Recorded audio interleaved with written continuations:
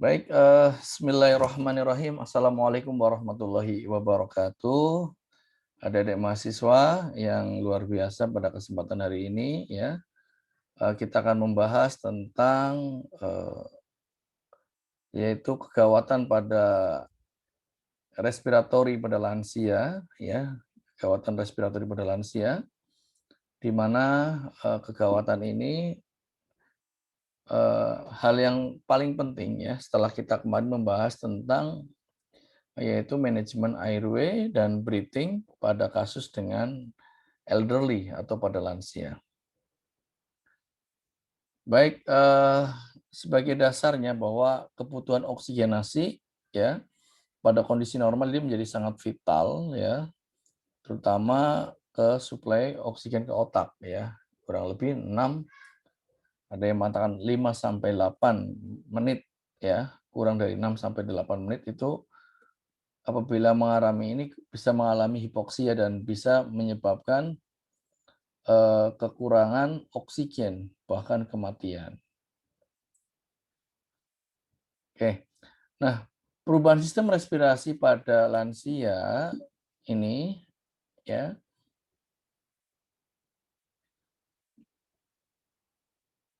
terutama karena akibat fase penuaan, bisa terjadi perubahan morfologis dan struktur toraks, kemudian kalsifikasi pada bronkus dan kartilago costa.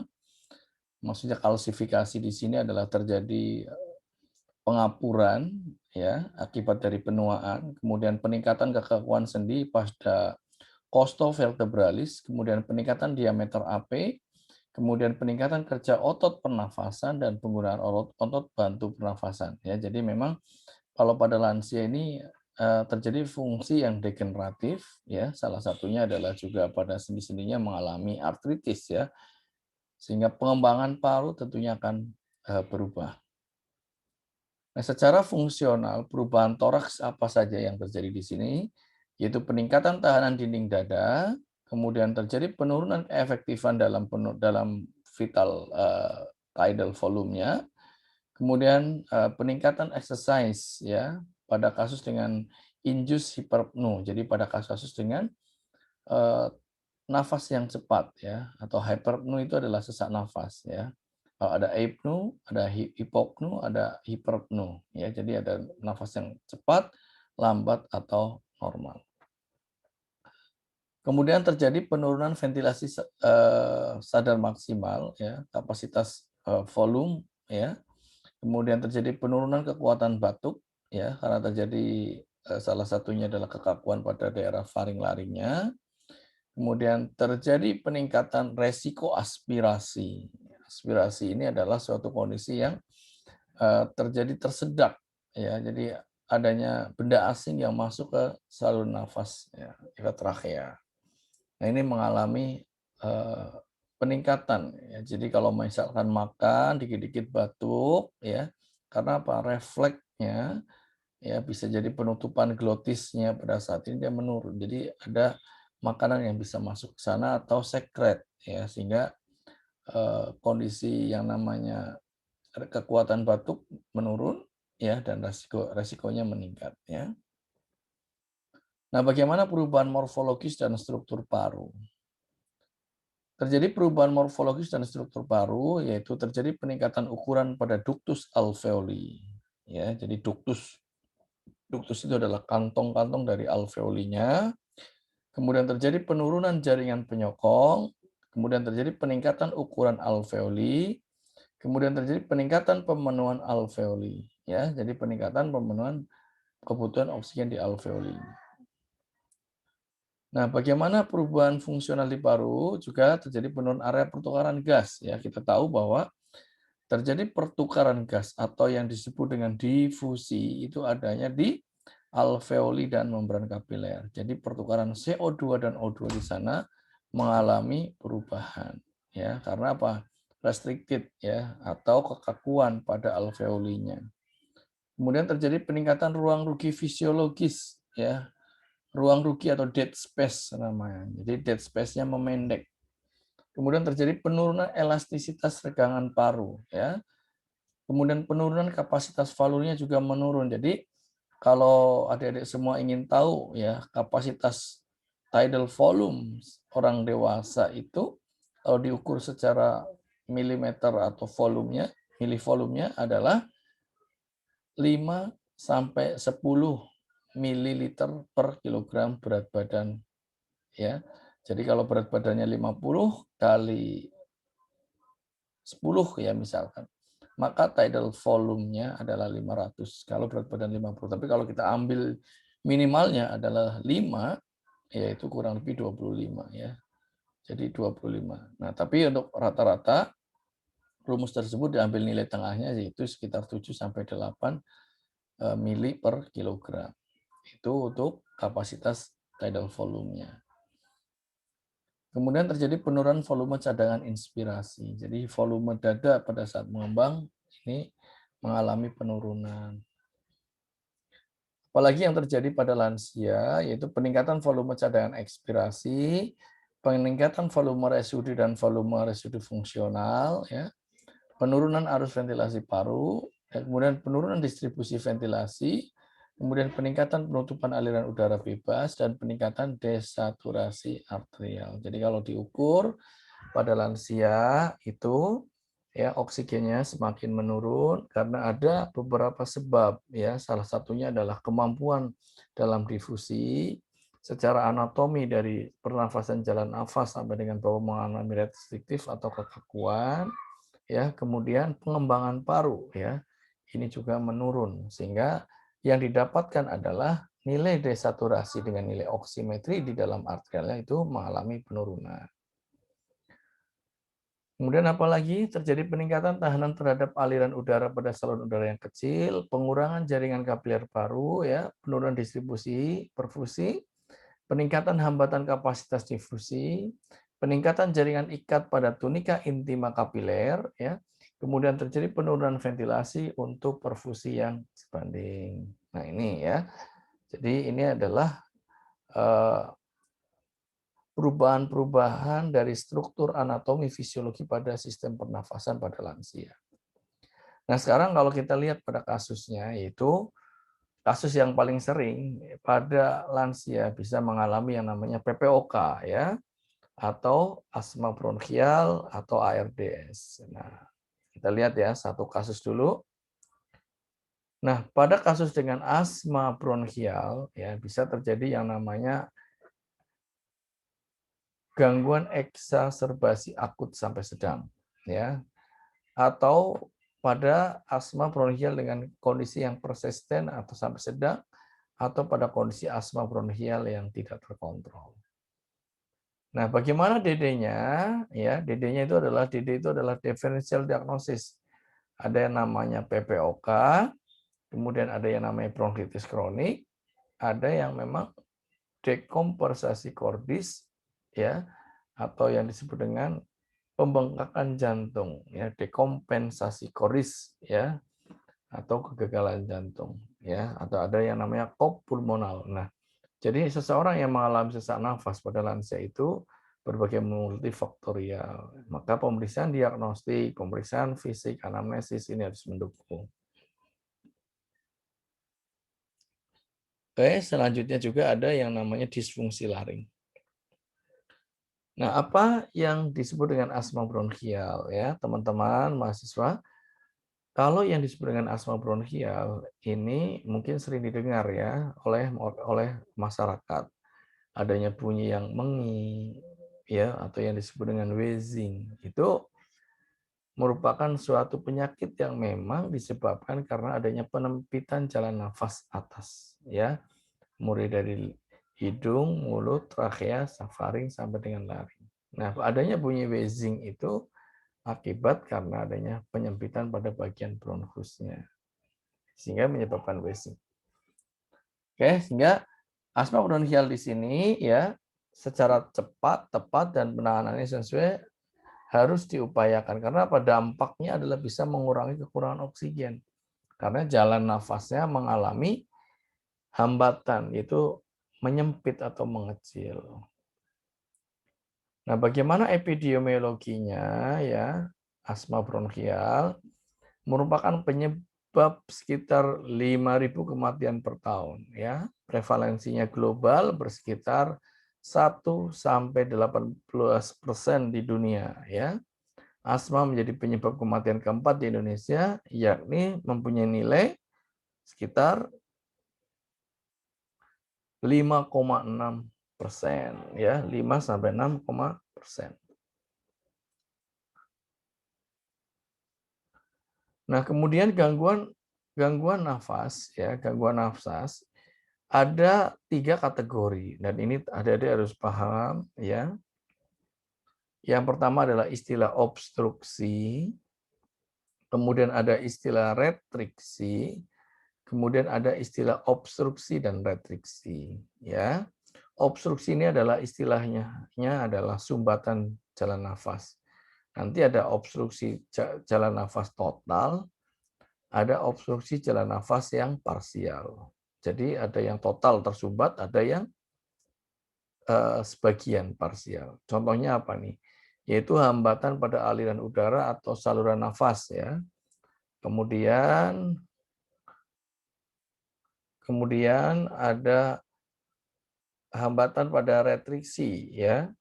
Nah, retriksi ini adalah kekakuan di mana pembuluh darah terjadi kekakuan pada saluran nafas ya. Kekakuan pada saluran nafas sehingga yang namanya dari trakea sampai dengan bronkus ya. Ini mengalami elastisitasnya mengalami penurunan ya. Nah, di sini contohnya adalah hambatan pengembangan paru, kemudian ada penyebabnya contohnya adalah fraktur ya. Fraktur luar itu. Fraktur luar ada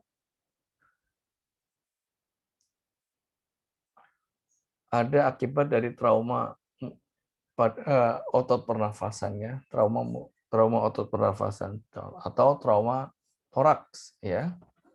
Kemudian ada asites ya. Asites itu adalah penimbunan atau mengumpulnya cairan di ruang abdomen ya. Asites itu jadi perutnya buncit besar ya.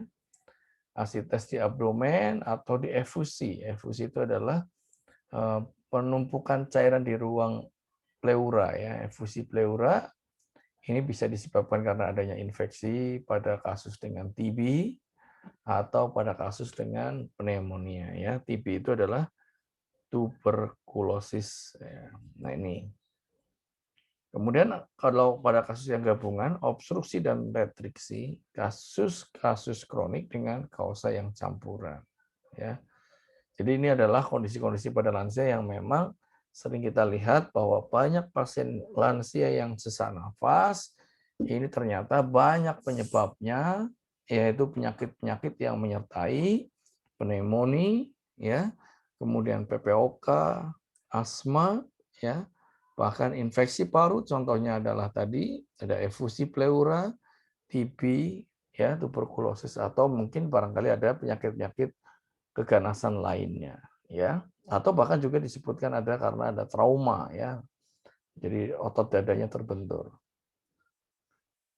Kemudian untuk definisi dan patofisiologi ya, bahwa asma adalah penyakit yang disebabkan otot-otot di sekitar saluran bronkial ya, saluran udara dalam paru-paru mengkerut ya.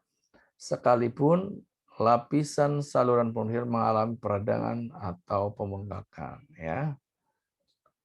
Menurut pengertian lain, asma adalah suatu peradangan pada bronkus akibat reaksi hipersensitif mukosa bronkus terhadap bahan-bahan alergen. Nah, tadi kelompok sudah menyebutkan kira-kira bahan alergen itu apa? Ada udara dingin, ada debu ya, atau memang dia hipersensitif terhadap suatu makanan tertentu. Nah, kalau Anda lihat di sini ya, bahwa asma adalah penyakit yang menyebabkan otot-otot di sekitar saluran bronkial dalam paru-paru mengkerut ya. Sekaligus lapisan saluran bronkial mengalami peradangan atau bengkak ya. Anda bisa lihat bahwa di alveoli atau saluran nafas ya.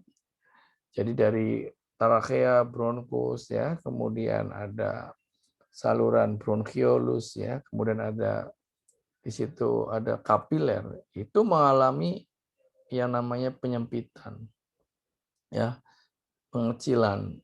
Nah, ini yang sering menyebabkan adanya seseorang mengalami sesak nafas sehingga bunyinya mengi ya, mengi, wheezing.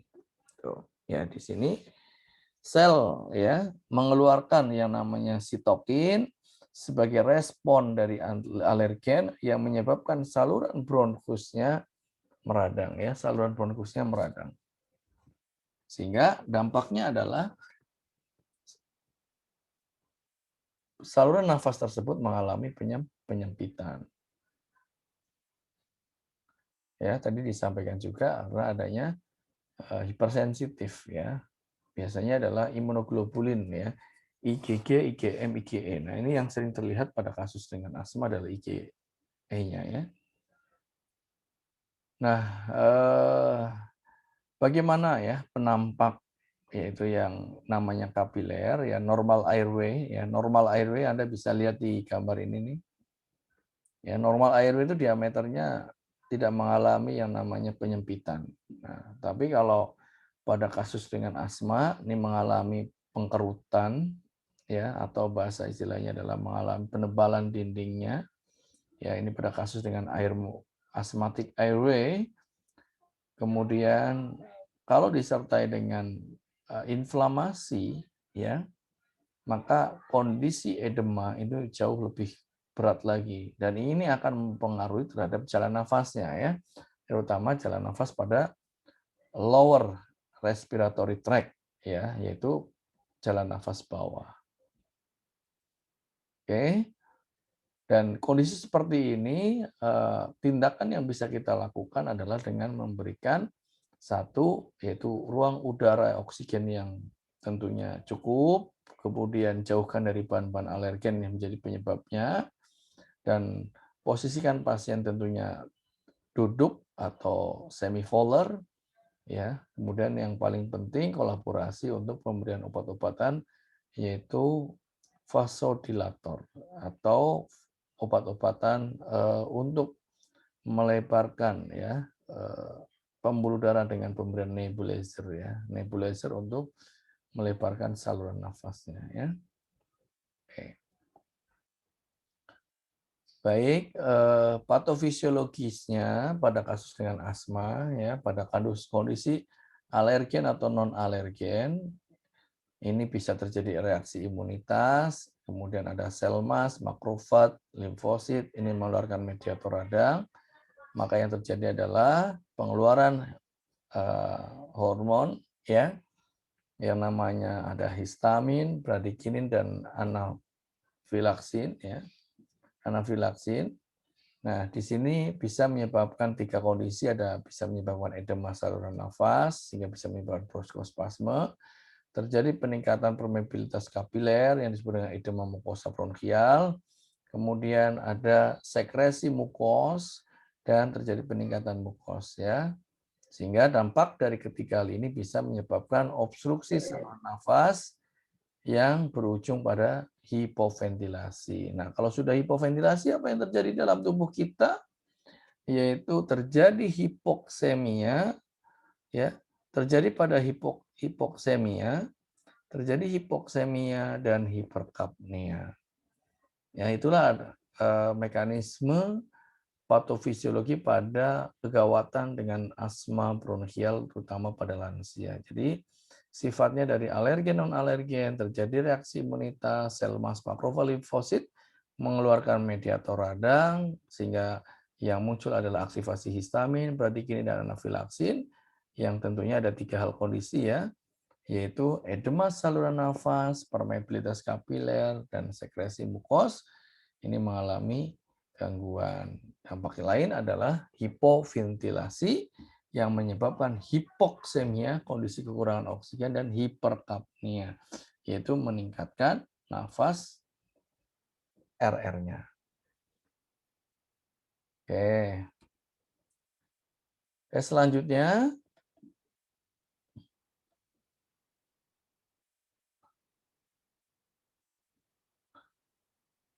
ya ini ada pernafasan ya.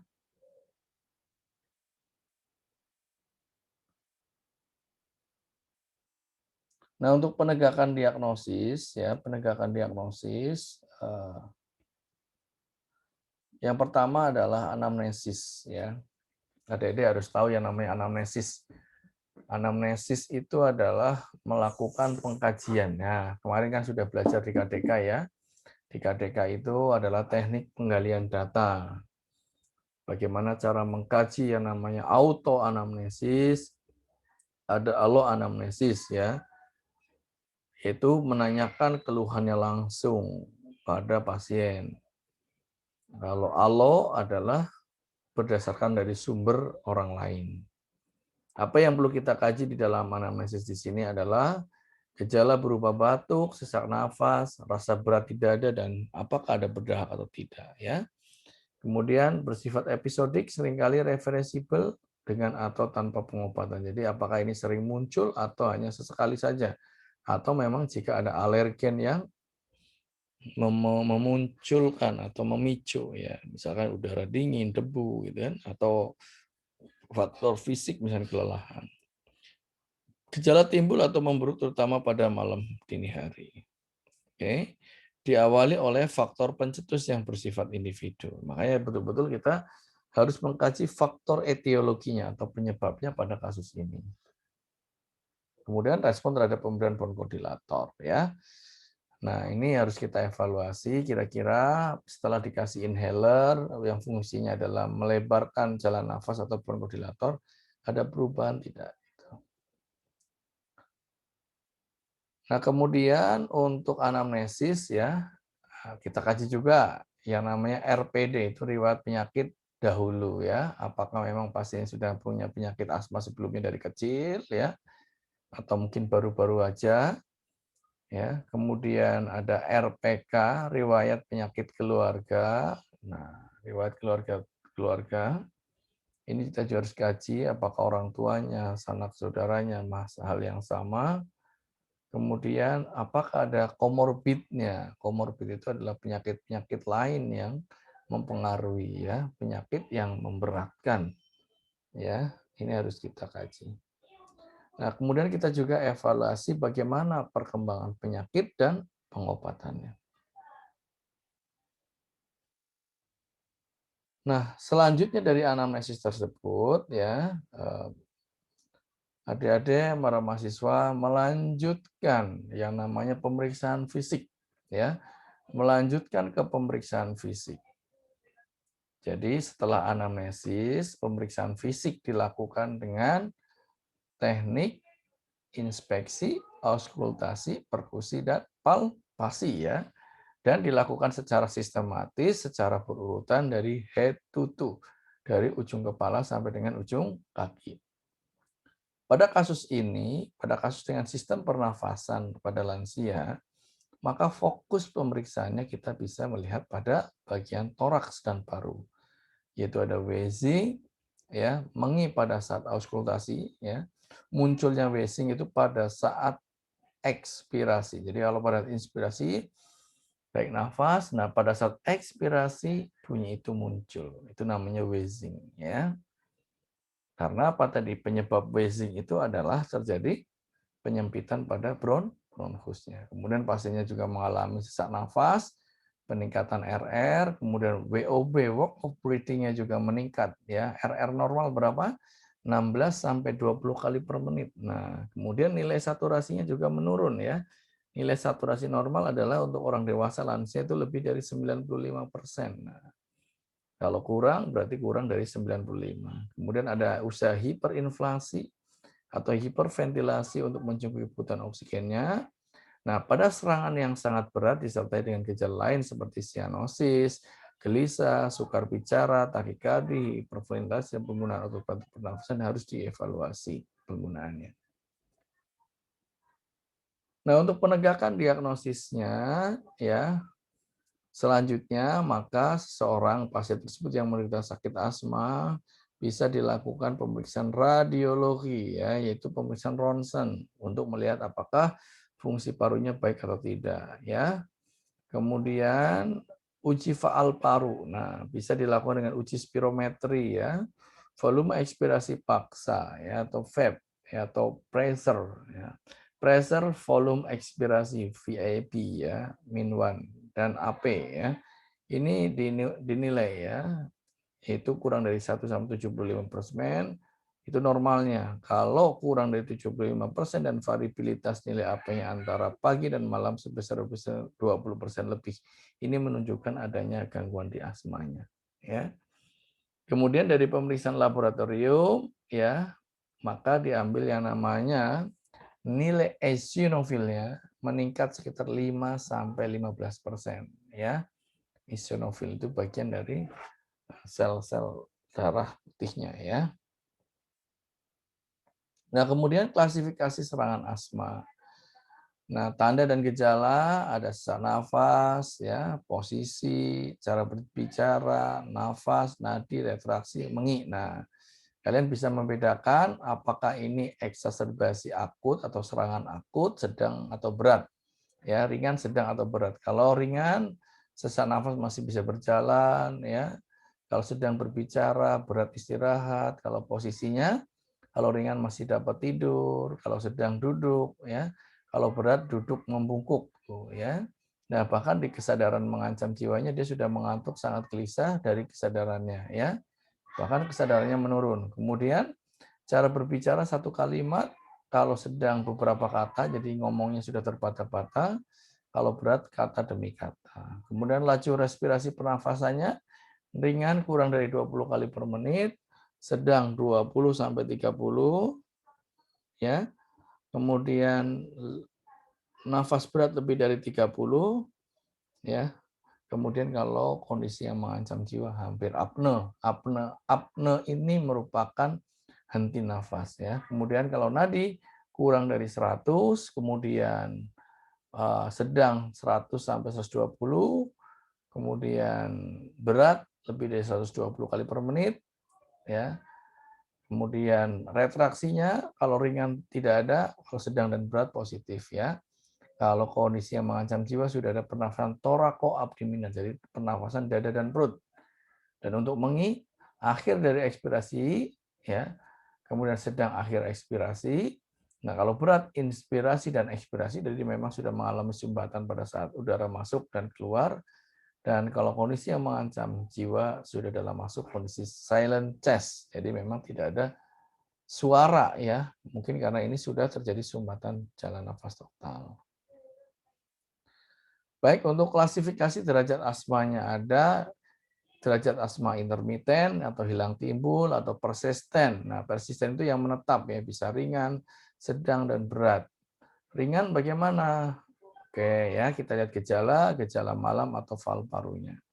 Pada kondisi intermiten, gejalanya kurang dari 1 kali per minggu atau bulanan tanpa gejala di luar serangan atau serangan singkat ya. Waktunya kurang dari 2 kali sebulan. Kemudian faal parunya, VEP-nya lebih dari 80%, variabilitas AP kurang dari 20%. Kemudian untuk gejalanya lebih dari 1 kali minggu untuk gejala ringan, persisten ringan ya, tapi kurang dari 1 kali sehari mingguan, serangan dapat mengganggu aktivitas dan tidur. Lebih dari 2 kali sebulan ya. VEP lebih dari 80%, variabilitasnya AP-nya 20 sampai 30%. Gejala setiap hari harian, serangan mengganggu aktivitas dan tidur membutuhkan bronkodilator setiap hari. Nah, jadi setiap hari pakai inhaler ya yang disemprot. Lebih dari 1 kali seminggu, VAP-nya 60 sampai 80%. Dan VAP-nya ada lebih dari 30%. Nah, untuk gejala berat, persisten berat. Nah, gejala ini terus menerus ya, kontinu. Ya, sering kambuh, aktivitas fisik terbatas. Kemudian gejala malam sering sekali muncul, fal parunya adalah VP kurang dari 60%. Variabilitas AP lebih dari 30%. Nah, bagaimana kalau karakteristik level atau berdasarkan kontrol asmanya ya? Gejala harian tidak ada atau kurang dari seminggu ya. Aktivitas tidak ada, gejala malam tidak ada, butuh bronkodilator tidak ada atau kurang dari seminggu, fal paru normal. Kemudian eksaserbasi tidak ada ya. Kalau terkontrol sebagian, kalau seseorang yang mengalami kondisi stabil ini lebih dari 2 kali seminggu, kemudian aktivitasnya sedikit terbatas, kemudian gejala malam sedikit, lebih dari 2 kali seminggu, valve parunya kurang dari 80%, eksaserbasinya 1 atau lebih per tahun ya. Untuk yang tidak terkontrol bisa mengalami serangan ya, lebih dari 3 kali seminggu ya. Bahkan kondisi eksaserbasi itu seminggu sekali. Nah, bagaimana pengobatan asma? Ya, tujuan tata laksana pada kasus terutama pada lansia yang pertama ya, yaitu menghilangkan dan mengendalikan gejala asma, mencegah eksaserbasi akut, meningkatkan dan mempertahankan valve paru seoptimal mungkin, mengupayakan aktivitas normal termasuk exercise, kemudian menghindari efek samping obat, mencegah terjadinya keterbatasan aliran udara atau airflow limitation yang irreversible, kemudian mencegah kematian karena kondisi yang asam atau asidosis ya. Nah, kemudian program penata laksanaannya lebih kita sampaikan juga untuk pencegahannya, yaitu dengan cara edukasi, kemudian menilai dan monitor berat asma secara berkala, identifikasi dan mengendalikan faktor pencetusnya, kemudian merencanakan dan memberikan pengobatan jangka panjang, menetapkan pengobatan pada serangan akut, kontrol secara teratur, pola hidup sehat. Nah, ini menjamin atau mengupayakan supaya asma bronkial ini tidak terjadi kondisi yang serangan meningkat ya. Pengobatan asma ya. Nah, ini tentunya harus berkolaborasi dengan dokter spesialis paru di sini ya. Nah, kalau kita sebagai nursing, bagaimana kita bisa memahami cara kerjanya? Ada obat-obat kontroler, ada glukokortikosteroid inhalasi ya, ada leukotriene modifiers, kemudian ada inhalasi beta antagonis ya.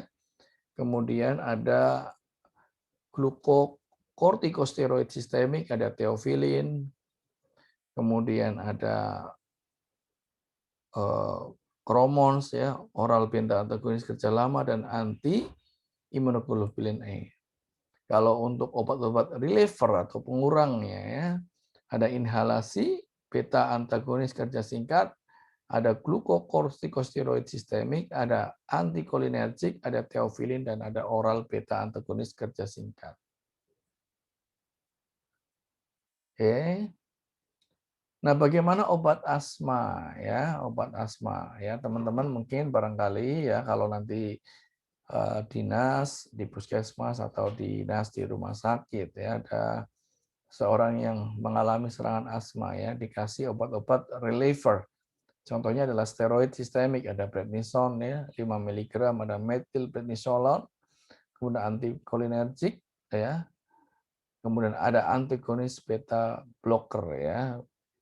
Dan tentunya obat-obat ini adalah hasil dari kolaborasi dari tim medis, khususnya adalah dokter spesialis paru-paru ya. Jadi teman-teman harus ingat 6 benar pemberian obat, bahwa obat-obat ini adalah rekomendasi dari dokter dan kita kolaborasi memberikan edukasi terutama bagaimana cara mengkonsumsi, bagaimana mengenalkan cara tanda-tanda serangan asma dan tata laksana di awal tadi ya.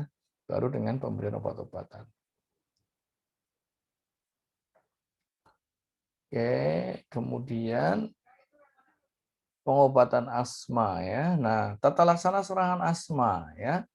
Kalau terjadi tata laksana serangan asma, ada ringan, sedang, berat ya atau mengancam nyawa. Kalau ringan cukup oksigenasi ya, kasih oksigen, kemudian kalau sedang oksigenasinya sama oksigenasi dari kebutuhan ya, ada oksigen biasa sampai dengan sungkup ya. Awasi senilai saturasi. Kemudian kalau mengancam jiwa ya pertimbangkan untuk intubasi atau pemasangan alat jalan nafas atau airway definitif yang pada materi pertama kemarin sudah disampaikan. Kemudian yang kedua adalah pemberian obat-obat bronkodilator. Contohnya adalah inhalasi agonis beta 2 ya, kerja singkat dengan MDI atau nebulasi sampai 3 kali dosis. Ya, kalau berat nebulasi agonis beta ya, singkat dan antikolinergik tiap 20 menit atau secara kontinu selama 1 jam pertama.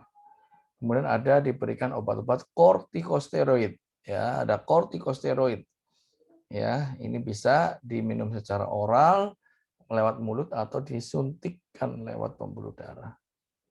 Ya.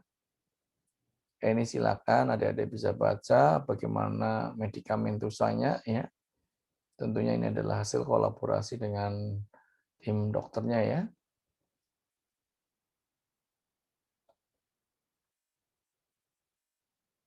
Nah, perbandingan klinis dengan teori ya. Manifestasi klinis ya, pada kasus dengan asma, ya sesak nafas yang dirasakan setiap hari dan memberat saat malam hari. Kemudian ada suara mengi, batuk berdahak, kemudian ada kaji juga riwayat alergi, contohnya adalah debu, dan riwayat alergen pada orang tua ya. Mungkin ada lingkungan yang kurang bersih ya, atau penggunaan ada asap kendaraan ya, atau mungkin suasana rumah yang kurang kotor ya, atau ventilasi yang kurang baik sirkulasinya, ini harus dikaji. Nah, secara teori, gejala asma adalah gejala berupa batuk, sesak nafas, rasa berat di dada atau berdahak, gejala timbul atau memburuk terutama di malam hari atau dini hari, diawali oleh faktor pencetusnya yang bersifat individu. Ada riwayat keluarga atau riwayat alergi, atau memang riwayat pemberian obat-obatan yang bisa menyebabkan dia mengalami serangan asma. Nah, bagaimana asesmen atau pengkajiannya ya, serangan termasuk kondisi serangan, derajat, level dan kontrol asmanya ya kita kaji nih. Apakah dia berkata terputus-putus atau menunjukkan adanya sesak nafas ya, atau demi kata yang tadi sudah ada gradingnya. Kemudian nyaman pada posisi duduk, sesak nafas tiap hari, kemudian pada kasus dengan eksaserbasi lebih dari sekali seminggu ya. Gejala malam lebih dari 3 kali seminggu. Oke, secara teori eksaserbasi akut sedang bisa kata demi kata dan nyaman posisi duduk ya. Pada kasus dengan persisten, gejala muncul harian, pada kondisi tidak terkontrol, eksaserbasi lebih dari sekali seminggu dan gejala malam sering dan lebih dari 3 kali seminggu. Oke. Nah, untuk pemeriksaan fisik, selain tadi dikatakan adanya bunyi, pemeriksaan fisik itu tuh ya, teman-teman bisa melakukan yang namanya peningkatan frekuensi nafas, peningkatan RR, suara bronkial atau wheezing di kedua lapang paru, kemudian ada RELS ya, bisa jadi rest wheezing dan ronki basah halus. Ini dengan menggunakan stetoskop ya, dengan menggunakan stetoskop. Nah, pada teorinya adalah pemeriksaan fisik yang ditemukan wheezing ini mengi pada auskultasi sesak nafas pada serangan yang sangat berat disertai dengan gejala lain, contohnya adalah sianosis, gelisah, sukar bicara. Ya, ini karena adanya kekurangan oksigen ya, sehingga kondisi seperti ini terjadi. Bahkan sampai di kondisi denyut jantungnya mengalami hiperaperitem atau takikardia ya. Kemudian ada hiperinflasi dan penggunaan otot bantu nafas. Nah, ini tata laksananya ya, yaitu pemberian obat-obatan tadi sudah disampaikan. Yang paling penting adalah atur posisi dulu, atur posisi, kemudian beri oksigen yang cukup, kemudian berikan tambahan oksigen tambahan, ya mulai dari nasal kanul sampai dengan sukup, kemudian diberikan obat-obatan kortikosteroid ya, untuk serta obat-obat bronkodilator. Nah, bagaimana nursing problemnya ya? Nursing problemnya di sini kalau ada yang mau belajar tentang nursing diagnosisnya, maka yang muncul adalah tidak efektifnya bersihan jalan nafas berhubungan dengan gangguan suplai oksigen atau bronkospasme atau penumpukan sekret atau kental. Kemudian ada juga pola nafas tidak efektif berhubungan dengan gangguan suplai oksigen, gangguan pertukaran gas berhubungan dengan gangguan suplai oksigen, kemudian resiko tinggi terhadap infeksi berhubungan dengan tidak adekuatnya sistem imunitas. Ya, ini adalah ranah dari diagnosa keperawatan kita ya. Tata laksana perawatan. Nah, tata laksana perawatan yang dapat dilakukan oleh penderita asma adalah sebagai berikut ya, yaitu memberikan penyuluhan pendidikan kesehatan, pemberian cairan fisioterapi dan oksigen bila perlu. Pada kasus kegawat dauratan, ingat bahwa kita kemarin sudah membahas tentang konsep kegawatan, yaitu ada airway, breathing, sirkulasi, disability, dan exposure. Jadi adik-adik, kalau ingin melakukan tata laksana pada semua kasus kegawatan pasiennya sadar, pendekatannya adalah primary survey, yaitu jalan nafas, airway, breathing, sirkulasi, disability, and exposure. Baik, itu saja untuk materi pada kesempatan hari ini. Dan untuk lebih jelasnya silakan untuk ditanyakan, dan video ini bisa diputar berulang-ulang ya. Baik, itu saja. Barangkali ada yang ingin ditanyakan ya pada sesi diskusi pada siang hari ini. Ya, silakan.